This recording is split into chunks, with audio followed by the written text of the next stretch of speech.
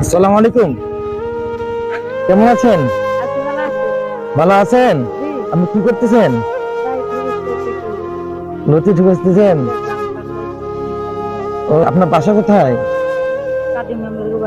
ও, তো আপনার এই বাসায় কেউ নেই? ছেলেরা নাই? ও আচ্ছা, আমার কাছে এই মুহূর্তে কিছু নেই আপনাকে দেওয়ার মতো। তো আমি আমার কাছে টাকা পয়সাও নেই, তো আমি আপনাকে একটু জুস দিই। আপনি তো রোদের মধ্যে আছেন অনেকক্ষণ থেকে,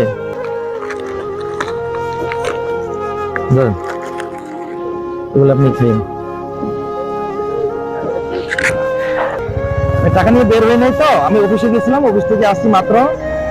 তো তুমি দেখা হলে আবার দিয়ে দেবো।